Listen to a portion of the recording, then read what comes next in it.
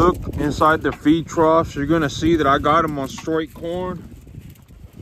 And so, you know, I went to the feed, I went to the co-op about a month ago. And when I went to the co-op, I bought 20 bags of creep pellets, as well as my my commodity fertilizer.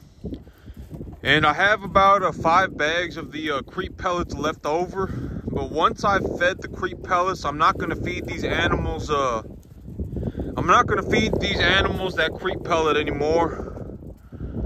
You know, I took a look at the numbers, and it was like, you know, if I can buy enough fertilizer to fertilize my entire field, and if I fertilize my entire field correctly, I can grow enough grass to feed 100 animals. Why am I buying 20 bags of creep feed for $220, for $210? It's literally increasing my expenses by 50%, and it's only giving me 20 bags of feed. You know, if I put that same $200 into fertilizer, I could legitimately grow enough grass to feed like 50 animals. And so I said, you know, I know that the creep feed has acidosis medication in it and stuff like that, and it increases the average daily gain. But I'm still not gonna. It's just not worth the money. You know, it's just not worth the money. And so I'm not going to feed the creep feed anymore. And I'm just gonna put these animals on just straight corn. And if they need a protein supplement, I'll give them a peanut hay or some kind of a high protein hay. I can also use soybean hay. I've used soybean hay before, and I've also used alfalfa before. There's a lot of different types of protein, you know. Okay, so when I say I highly suggest doing something, what I mean, this is what I mean by when I say I highly suggest doing this, is that when I say I highly suggest, it just means, you know, it's probably a very good idea to do it this way, unless you objectively have a very good reason for doing it a different way. Oh, it's actually starting to rain right now. But that's just what I mean by I highly suggest. So it's probably a very good idea to do it this way, unless you objectively have a very good reason for doing it a different way. Let's say you went on the internet and you did what I did, right? And you're like, oh, well, you know, I'm looking up what he said, and you know, he's utilizing a feed ration mixture of a preconditioning calf pellet with a hay in a ratio of 2 to 1 or 1 to 1. But I went on the internet and I looked up papers, and these papers are saying that if I utilize this you know, in my local area, you know, alfalfa is cheap. And if I purchase alfalfa in my local area, soybean is cheap. And if I utilize this, you know, and I have whatever, right? Maybe you have different equipment than me, you know, and you say, oh, well, in my area, alfalfa is cheap. And so if I utilize this alfalfa, you know, this higher quality alfalfa, if I utilize this dairy quality alfalfa and I mix it with a local grass that is also cheap, you know, maybe there's some local grass that's cheap, and the local grass, I got a test on it. The farmer gave me a feed test on it, and it's coming in at 7% protein and 53% digestibility.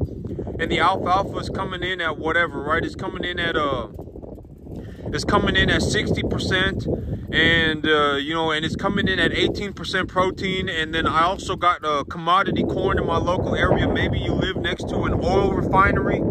If you live next to an oil refinery, there's a lot of corn around you, you know, then, oh, you know, I could purchase corn for, you know, commodity prices from a local broker. And if I mix the alfalfa with the local grass and the commodity corn, then I can now have a rough estimate, you know, and and I mix this all together and I give it to the calf. I can give these animals a highly palatable feed, because you really want to give these animals something that tastes good, because if it doesn't taste good and if they don't know what it is, they're not going to eat it. And so that's why, you know, I would highly suggest utilizing a grass hay somewhere in your ration for the little calf. I would recommend using grass hay, because even the real small animals, they know what grass hay is. And so if you mix the alfalfa in, and they'll even eat alfalfa. The alfalfa to the animal smells, I don't know what it is, but the animals, they love eating alfalfa. Most from what I have seen. And so if that is your solution, at that point you should do what you should ignore, not ignore what I say, but just do your own thing. At that point you should do your own thing. If you objectively have a very good plan, I've purchased alfalfa from a local farm, and I purchased it for $150 a ton, and it's higher quality, near dairy quality, not dairy quality, but one step lower. It's high quality alfalfa, and I have a local grass hay that I can purchase at about $100 a ton delivered. And I also live next to an oil refinery, and we have cheap corn. And so if I mix the alfalfa with the grass hay and the corn, and I mix these ratios, then I now have a feed that is roughly 60 to 65% TDN and roughly 14-15% protein. And I save, it only costs me half as much as purchasing a preconditioning pellet. If that is your solution, you should stick with your plan and not do mine. But unless your plan is something like that, I would highly suggest doing something like what I'm doing. At that, unless you have a very good idea and you objectively have a very good reason for doing something else, I would highly suggest that is what I mean by highly suggest. This is a very good idea unless you have a better idea. And if you have a better idea, then you should do it your way. And that's how I think about everything, like even farming, right? I know it's not until we have a better way, this is what I think about everything. It's not just farming. Until we have a better way, and it's everything, like even the economy, right? Like, how I always say I'm a very, very, very big advocator for capitalism, right? And I understand that it's not, it may seem unfair that 1 out of 1,000 people end up very, very, very successful, or 1 out of 10,000 people, or whatever, right? And it's like, if one person legitimately wakes up every single day and works 15 hours a day for 15 years, they're going to take half of the pie by themselves, right? They're going to take half of everything by themselves, and then, the other, 99 million people that are, attempting to do this are not going to get anything. That may seem unfair, but in reality, that is what is actually fair. And until we have a better way of doing things, we just got to do it with what we got, right? We got to do the best with what we can. And I know it may seem unfair, but in reality, it's about as fair as it gets. I mean, if you have one guy who's legitimately, it's like he lives where he works, and, he stuck to it for a very long time, even when things were hard, and he finally finds a way to do good for himself. It's not fair for that person to have to give everything away at the very end. That's communism. That's not good, right? Like, in all honesty, that is not fair, right? And I understand that people like me, it's like, I have unlimited money, right? I can legitimately work 24 hours. At this point in my life, I have unlimited work opportunity. If I wanted to, I could work 24 hours a day, 7 days a week, and I would still get paid a lot of money. And but here's the things that if people like me do not work, if we do not do what we do, the things that we produce do not exist, right? The methodologies, the ideologies, the beef itself, it does not exist. And so that's the reason why it's so fair for capitalism until we have a better way of doing things. And and I know it's like, like castrating bulls, and it's like, that's not it's not, even I don't really feel that happy about having to castrate bulls, right? But the reason we do it is so that, if these animals go off into we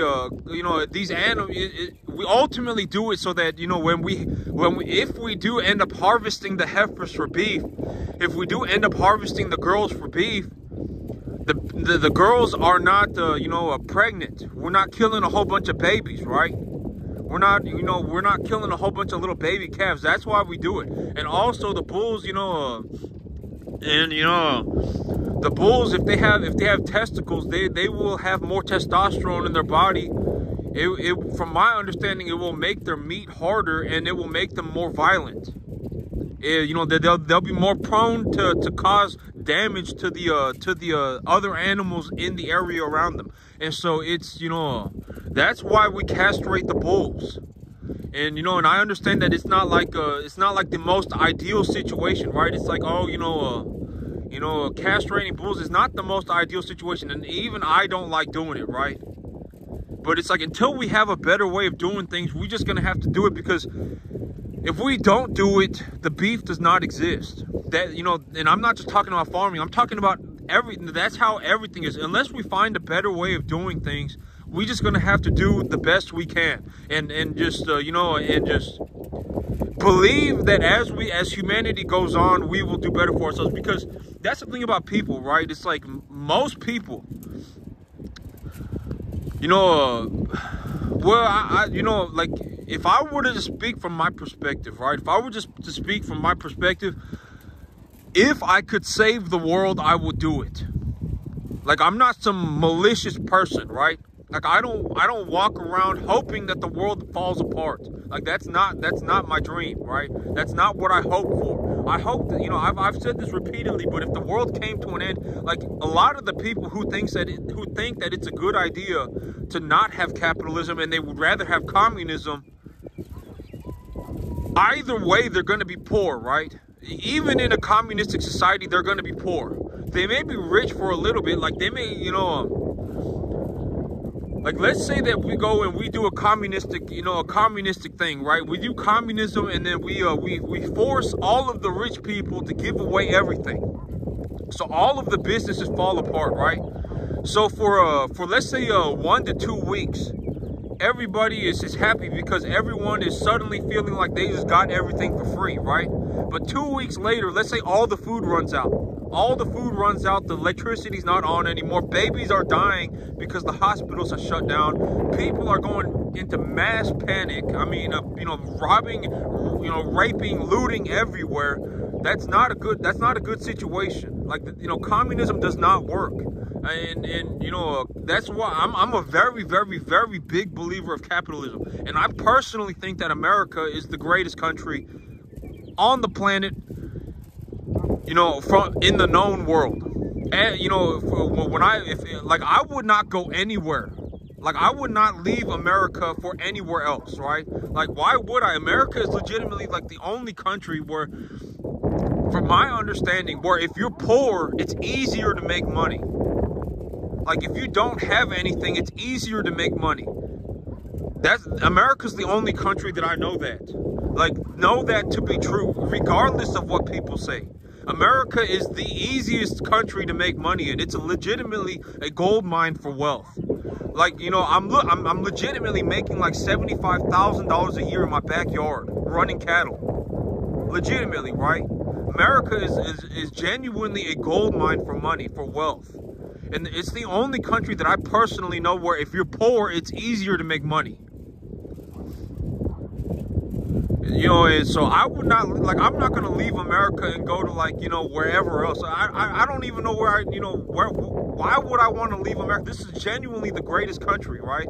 I mean, why would I leave? I mean, where would I go? I mean, ask yourself that too, right? Like, let's say you're in you don't like America, right? Let's say you don't like America and you, whatever, right? Oh, I don't believe whatever, right? Oh, America's so unfair. Where else would you go, right? Where else would you go? You're not going to leave, right? I mean, you're not going to leave America, so what does that mean? It just means you're kind of pathetic, right? And so, I mean, until we find a better way, we're just going to have to keep going, right? We're just going to have to keep going, and humanity will progress as we move forward, right? Humanity will progress. We will get better at things. We will develop new systems, and as we go along, we'll get better at things. And so that's my belief system. You got to have hope, right? You got to have hope.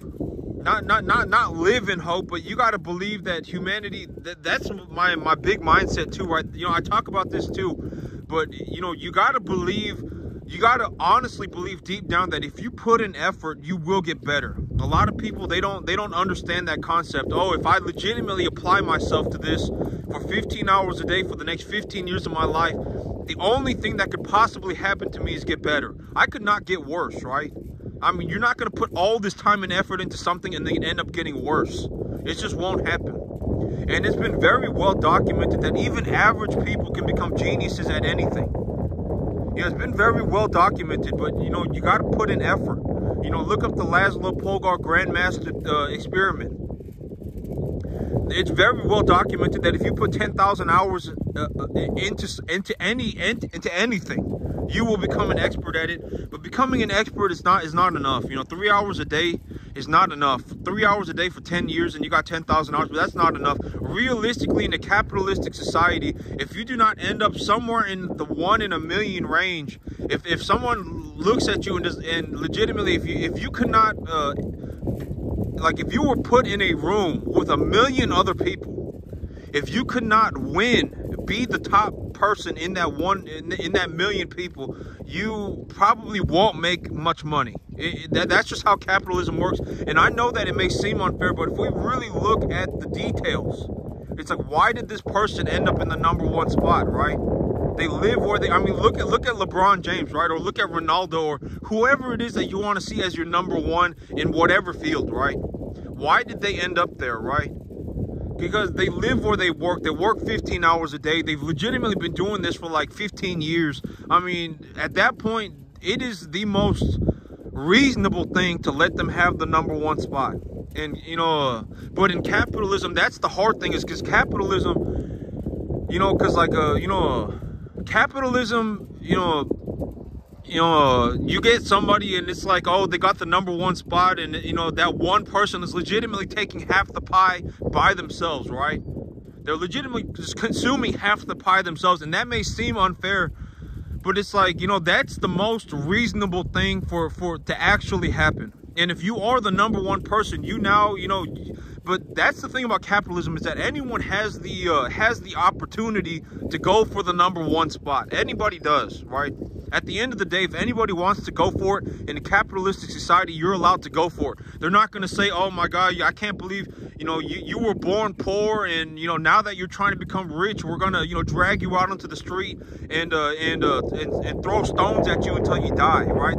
That's not, you know, that's one of the big benefits. There are countries where that will happen, where if you're born poor and you try and become rich, they will, you know, they will genuinely torture you to death.